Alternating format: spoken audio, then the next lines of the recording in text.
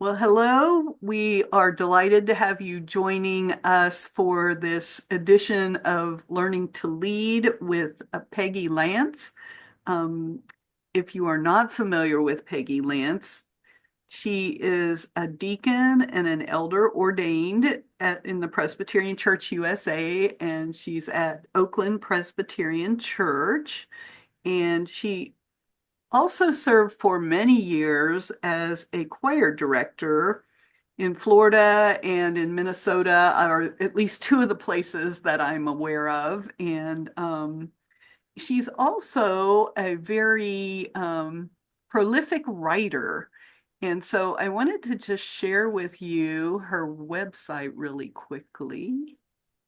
And you can see this is the introductory page, and here's a book that's now available. And then down at at the bottom, you can see all the different books that she has written. And so I would encourage you to take some time and take a look at her website. And I really loved reading her about section where she talks about herself and her little childhood historical moments are really fun to read about too. So I'm not going to read those to you. I'm going to ask you to go to her website and do that for yourself. And so, Peggy, again, thank you for sharing your wisdom about caring for creation with us. And I'm going to turn it over to you. Thank you very much. I appreciate the invitation to share it and hope that some of the churches will take over some of the projects. It's easy, um, and I have enjoyed doing what we do. I have had a friend at the church, and we were both pretty avid about Mother Nature.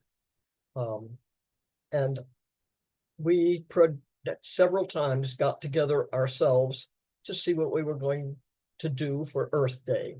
Now, Earth Day began in 1970 and it is now international. Earth Day is celebrated all over the world to take care of the stewardship of this earth. Um, Before I get going on what I'm going to say, though, I'm going to when I was a child, my dad came home from a speech session one time and said they taught us to do a speech by saying what you're going to say, saying it, and then saying what you said. So I'm going to start by telling you just what I'm going to address, and then I'm going to go back and start over again and enlarge on each little bit of it. And then at the end, we'll tell you what I said. So first of all, for our Earth Day presentation, I approached the minister and said, can I do what we called a minute for mission for Earth Day? And he said yes. So Earth Day Sunday, the date closest to Earth Day, which is April 22nd, he gave me a minute to talk about Earth Day. And I presented a presentation of things that people can do to help celebrate Mother Earth and what to do, like plant a tree or carry your garbage, carry your bags to the store, things like that. Then another day, my friend and I simply posted all of our pictures of nature that we had taken at our own homes and posted them around the narthex, posted them in the fellowship hall, and let people look at them and just think about nature. We had pictures of animals and flowers and native plants and so forth.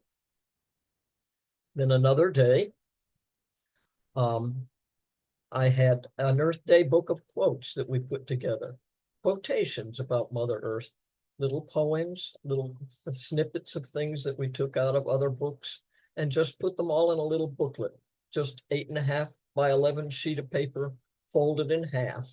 And it had a little cover on it, and there were 2 sheets in it, so it had 4 pages. Oh, we have somebody else coming on. That's somebody else I need to get in touch with later today. So, and then another day, we invited a lot of people from from nature-oriented organizations to come and display their brochures, we had the Audubon come and they brought a bird to display.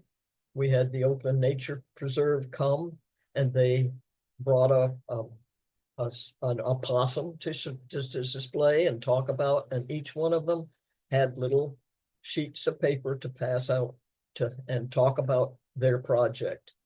There were a lot of organizations that we had invited. And then another day, we had a caring creation program and a bunch of corners that I wrote just a little bit of things and sent them to churches and told them, put a little bit of snippet about this in your church newsletter each week.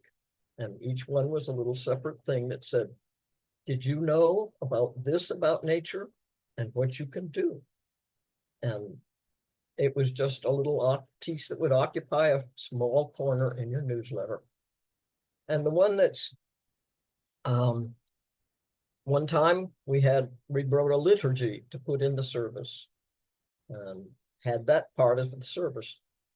Another time, the latest one that we've done is from Earth Day to Earth Day in 2023, I'm still in the 1900s, 2023 to 2024. I wrote a small piece about something about nature, something about a bird, something about a gopher tortoise, something about a tree, and so forth. For the whole year, from 23 to 24, I wrote one every week to go in the church newsletter. And my church has turned it into a book. And the book is available for churches to use and take whatever they want out of it. So now I'm going to go back to the beginning. When I started just giving my minute for mission, I started by saying there was a man, a British lord named Edmund Burke back in the 1700s, who said, no one ever made a greater mistake than he who did nothing because he could only do a little. We all do a little. None of us can do everything. And it's very important that you pick what you can do and carry it out and do your little bit for nature to help save this poor little suffering planet. And other things we said, and that was carry your bags to the grocery store. That's the simplest thing in the world to do. So everybody tells me, I forget to put them back in the car. Put them back in the car as soon as you empty them.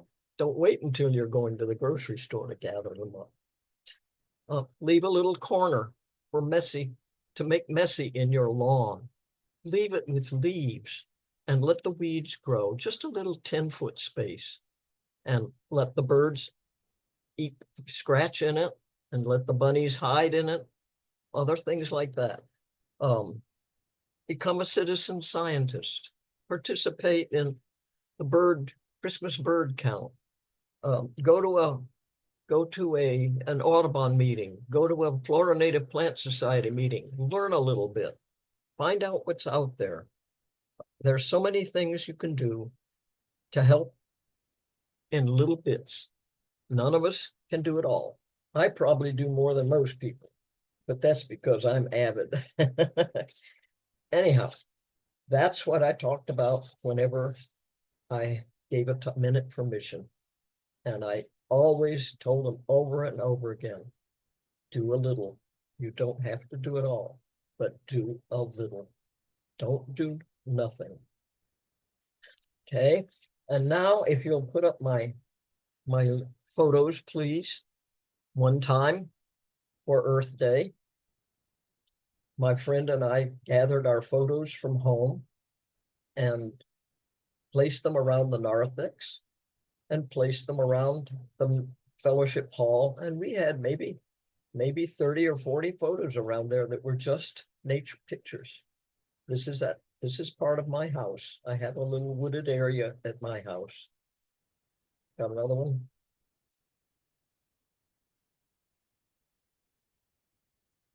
Let me do it. That's okay. Hold on one second. Let me see if I can get it a little differently. I'm the third generation to live on this piece of property where I am now, where I live now. And it's on a lake, and it's about 5 acres. And we have a lot of animals, a lot of birds, water birds, winter birds. And I take pictures of them. And we had these posted all around the church for this particular Earth Day some years back. Okay. This isn't so easy, is it? It's okay. I've got it. Yep. And there's your raccoon. I have pictures of pileated woodpeckers and pictures of wood storks hanging to my lake. Pictures of even a vulture, a turkey vulture, spreading its wings on one of my dead trees. One of the littlest things you can do is leave some mess around in your yard. It's just so important for the animals to not have nothing but a green lawn in front of them. They won't come to your place. Even something to scratch in, to hide behind, to raise their babies in. I have several burrows on my property. My children gave me a trail camera for Christmas, and I've had a lot of fun setting it up in front of the burrows to see what's out there. Young possums, squirrels. They're all coming around. Lots of rabbits. We had lots Okay. of fun in our backyard, Peggy, one time. We live on a little retention pond lake, Mhm. and we have water turtles that are in, and they come up and they lay their eggs in our yard sometime, and we had some hatch out and got to watch them make their trek to the lake. So that was, Oh, that's wonderful. I've never had that opportunity yeah, that was except fun. at the ocean for sea turtles. Yeah. But that's great. When they come up and lay eggs in my yard, the raccoons tend to dig them all up. They Yes, have ours too. So I was surprised when we started seeing these little creatures moving across the yard. I was trying to figure out what they were and was startled to find out they were baby turtles, about that big around. That's great. Yeah. I'm glad. Um, so my Earth Day quotes, you got it's just a little leaflet like this. It was 8.5 by 11, folded in half, and we put poems in it. And let me read you a couple of the things that we put in it. It was just such fun to have them. So I love them. My mailman is here and my dog is making a fuss. Okay. David Attenborough wrote this and said, people must feel that the natural world is important and valuable and beautiful and wonderful and an amazement and a pleasure. And it is. Another quote we put in it. Is it possible to restore the wildness when millions of people live next door? Or put the braids back into a straightened river? Or to free an imprisoned lake? Or to reconstruct the gene pool of a vanishing predator? Or to guarantee a toothy crocodile a home in the 21st century? Can we reverse a century of abuse and neglect? This was written by Ted Levin in his book called Liquid Land. And then one year I kept a journal of what I saw around Lake Lucy. And I wrote this. Our big live oak tree by the kitchen died. What would people think if they knew I wept for a tree? So even that is something I'd be happy to share with you. And have you ever read this anywhere? It says, this is somebody, an activist about the environment called Joe Podgore. And he wrote this about the Everglades. He said, the Everglades is a test. If we pass, we get to keep the planet. Wow. So all of these appeared in this little Earth Day booklet. These are all free. I will be happy to share them with any church that would like to use them. And anything else I have on today, except for the book that's published and is on Amazon. Okay. So another time I wrote a second minute for mission, and I started out saying about Edmund Burke again. And I said, have you any ever, I wonder if any of you did any little thing rather than nothing. So I hope you all will think about that and do it. Okay. I've been carrying grocery bags to the church, the grocery with me for over 30 years. I have never had a paper napkin in my house for perhaps 20 years or 25. Cloth napkins are so easy to do. Just throw them in with the sheets and the towels and let them wash. There's no problem at all. It's as easy to do as better than having them cut down a tree to make a paper napkin. Okay, lots of little things that I put in my minute for mission. 1 minute, 1 year, all we did was put out a list for everybody to have. No one could make a bigger mistake than he who did nothing because he could do a little. And this one says, do this one little thing. Carry a reusable water bottle. Never buy water in a plastic bottle. Never. Don't. It's not so much, I don't care if you recycle it or not. It's the making of the bottle that's so disastrous. It's the withdrawing of our fresh water from the aquifer that's so disastrous. Don't do it. Use your tap water and carry a reusable bottle. Recycle. Reuse paper that's printed on only one side. Recycle all your junk mail. Buy in larger quantities and sort them out. All the whole list of things. Just do this one little thing. Do this one little thing. Pick out which ones you can do and keep on doing. And encourage your congregation to do the same thing. And another time, I devised what I called the Caring for Creation corner. And I would make a little box and send it to the church and ask the secretary to put it in the newsletter each week. And each week one would appear, said, did you know people in Florida use more water to irrigate lawns and plants than the total used by all other east of the Mississippi River states combined?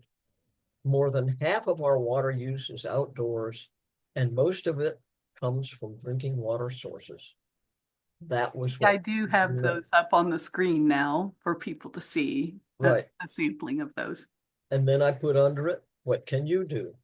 Reduce the amount of grass, mulch around your plants, mow and water less often to encourage deeper root growth, plant drought tolerant native plants. And then each week there would be a little caring. This was actually distributed by the Presbytery into other states, and other people would write from other churches and say, I'd like to have your Caring for Creation corners, and I would send them. This is only one sheet of them, but others were made too.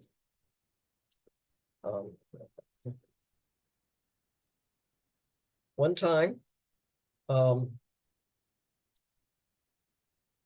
time we had displays from lots of organizations around the fellowship hall, where people would bring their brochures and their information about do you contribute to anything? Do you there's so many things that you can do just a little bit $10 to Arbor Day. They plant trees all over the world where fires have destroyed their forests. We use toilet paper made from virgin trees. There's a new company that's making a plant paper. I think there are a couple of new companies making plant paper, and it's made from bamboo. Bamboo grows at a rate of 3 feet in 24 hours. Old growth forests don't do that. They take decades to make a tree, and they take minutes to make toilet paper. So try it. They make toothbrushes out of bamboo now. You don't have little bitty toothbrushes and plastic straws being thrown into the ocean. The plastic problem is horrendous, and it's a non-destructive product. It never goes away. All of these things make so much difference in our earth. What else? Citizen science is very important. And I want to talk to you about my Earth Care book. This was done from one year to the next, from Earth Day to Earth Day a couple of years ago. And my manager at the office made it into a book. And they said, I have little things about something I read in a book. One time I said, I started out writing this about one thing about Earth Day, and then I changed my mind because as I passed by my sister state lake, I saw a baby, sandhill crane. We have sandhill cranes that live around our lake and raise their families here. Unfortunately, don't get to raise their families too often because we also have coyotes and wildcats and things. But they keep trying, and this time they raised a baby. And I saw it on the way to church, and I had to write about that. So they knew, and you know, somebody said to me from the church, I read something every week that I didn't know before, which pleased me so much. But there's a little bit of humor in here. There's a little bit of, but there's a lot of knowledge. I write about owls, write about different birds, and I write about grass. I wanted to tell you about, excuse me, about a time we lived in Titusville, my husband and I, and we had a terrible drought. And I was raising a family, and I didn't have time to take care of the lawn, and neither did he because missile shots were going off every night. But we'd have a young fellow from down the road come mow our lawn every once in a while. But we didn't water it. We didn't fertilize it. We didn't care for it. It was St. Augustine grass. That's a horror these days. It still is. And it was then too, but we didn't know it at that time. And we were too busy to change it. But we didn't do anything to it. And everybody else was watering their lawns, and ours was dry, and we didn't do anything about it. And then we went away and were gone for a visit with the parents and for a while. And when we came back, everybody's lawn from that drought was dry as a bone. Lost their lawns. Our lawn was flourishing because we never did anything for it, and it grew strong all by itself. St. Augustine is actually a native grass, but it's not one intended to be fertilized and watered. It grew deep roots because we never took care of it. We never watered it. And I think maybe some of the trees that go down in hurricanes have been watered too much and never grow deep roots. That's my theory anyway, but that's really interesting. I hadn't heard anything about the that whole concept about leaving your lawn to, Fend for itself. yeah. Well, it's kind of Well, like humans. We go into survive, our body goes into survival mode when it needs certain things, you know? right. So I guess grass is the same, it sounds like. It's it worked, and our lawn was better than anybody else's during that drought. That's funny. That's a great story. Thanks for sharing that with us. Yeah. So I write about the alligators in my lake, and people I go and swim in this afternoon. You are? Are there alligators in your lake? Yeah. Aren't you afraid? No.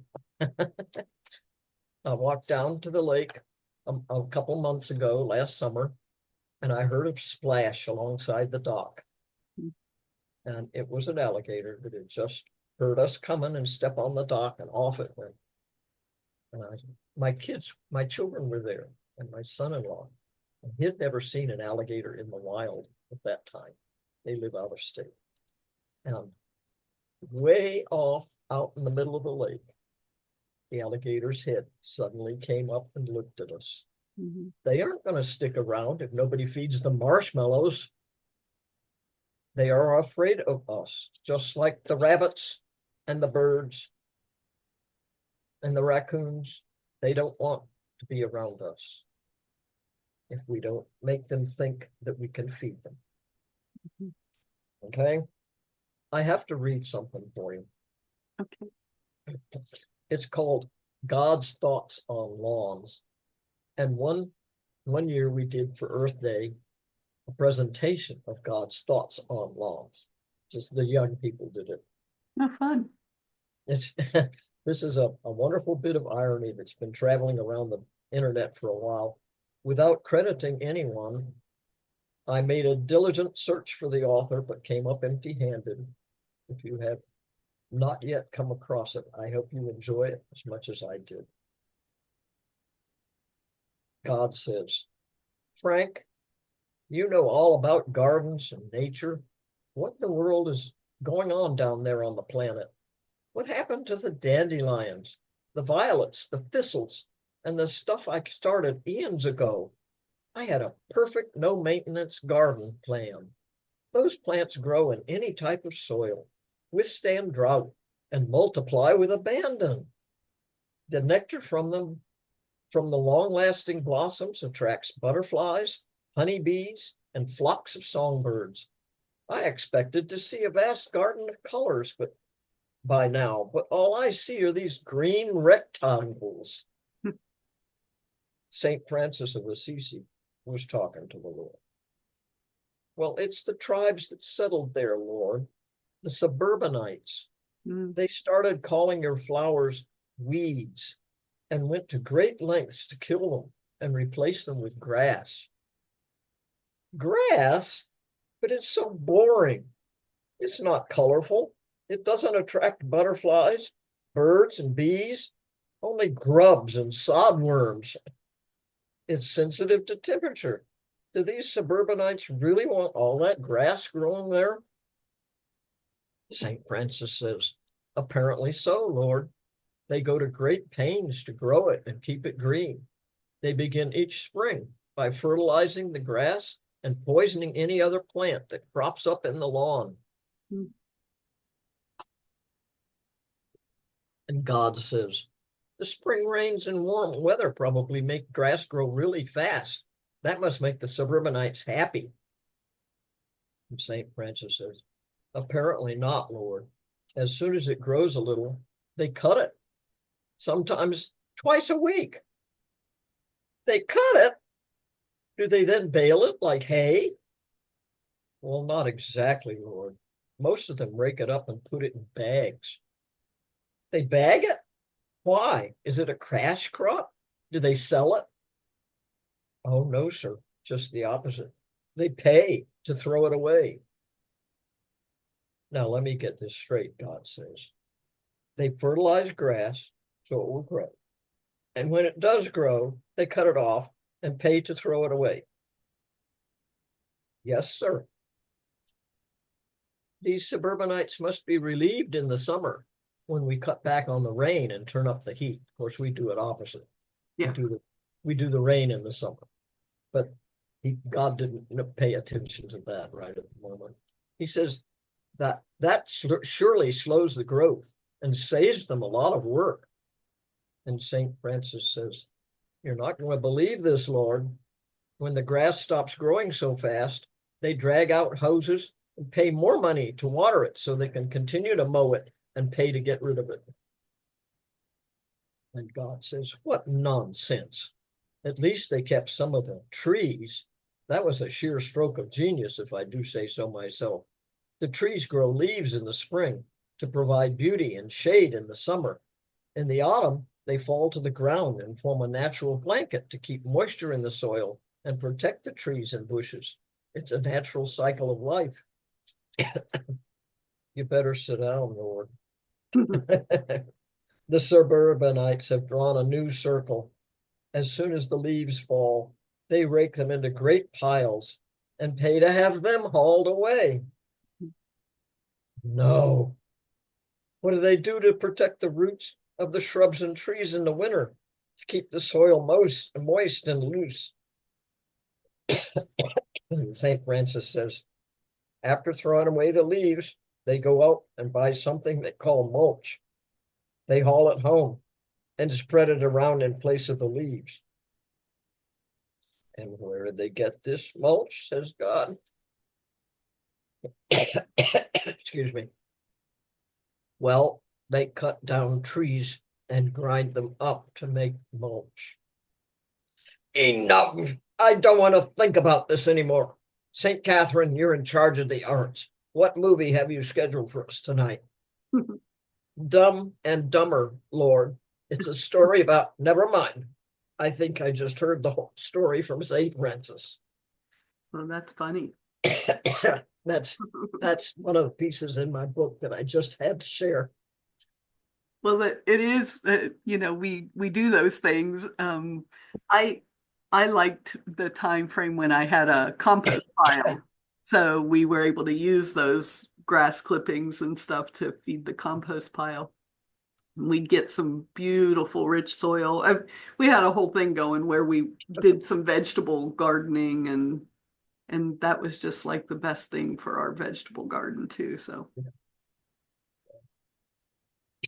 This book is available from me if you write me, but I'll charge you $10. It's available from my church for about $5.30, but I think you have to go get it. Maybe they'll mail it to you. And it's available on Amazon for $10 too.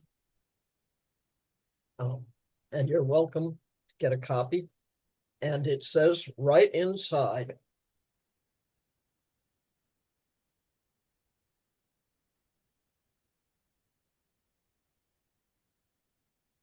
churches may use this material at their discretion. Please just give credit to me and to Oakland Presbyterian Church. So you're welcome to use any of it. You can find my information on my website, some of it, and you can find any of the information that I've talked about as presenting part of Earth Day presentations and things we did. I'll be happy to send you anything that I've talked about. If you just email me, my email is Lantz, Lantz, @bellsouth.net. Will, you got any questions or anything to contribute? I think what you presented was amazing. And, I've seen over time, you touched on recycling. And unfortunately, I've seen a lot of cities and towns get rid of their recycling programming because of cost. And it's really unfortunate to see that because I don't think they see the repercussions that happens out there. Even though recycling is ended in the city of Winter Garden, we're still doing our recycling and doing our part. And then, they let us know where it can go and we take it there and, you know, they take care of it. I do know that some states like California who is very proactive in recycling. They don't even have separate recycling cans. It just all goes to the same place, and they actually have individuals that will go and separate the recycling out there. I didn't know that I didn't learn that until my first trip out to California about 6 years ago. So that was really nice to see California taking that next step to save the earth. Speaking of recycling, I do it too. And it always says in the recycling instructions, recycle clean cans, clean bottles. When I grew up during World War II, and we had to recycle cans and bottles, and we didn't have plastic bottles. But the cans had to be clean and have the ends cut off and the thing flattened and the papers ripped off, and we did a good job. And I think maybe some people are getting too lazy to clean the cans, and they're telling us we don't have facilities for cleaning the stuff. Got to get it clean for us. And maybe some of them are stopping recycling because stuff is too dirty. Clean it, flatten it, make it smaller, do things for it to make it better. So Peggy, I have a fun fact. Prior to my entry into the ministry, working for our church, I worked for Brevard County's solid waste department, and I did recycling education. And I was actually RC the Recycle Cat.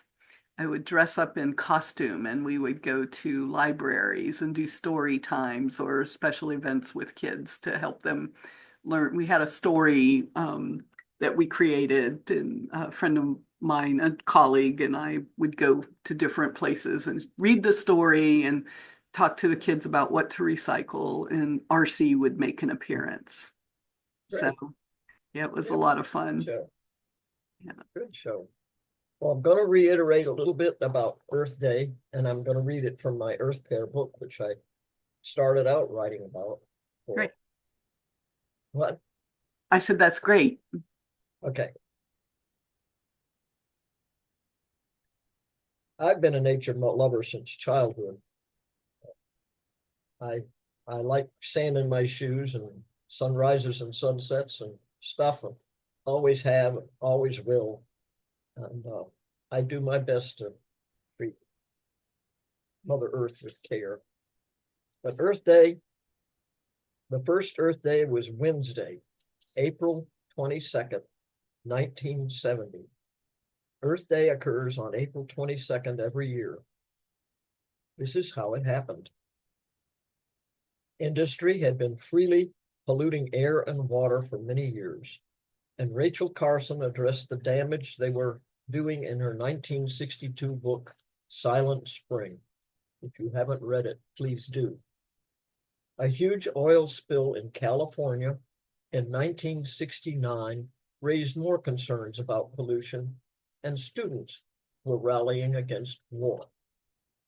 A Wisconsin senator, Gaylord Nelson, had his own concerns about the environment and decided to try to organize the student anti-war energy into a protest against air and water pollution to bring it to public attention.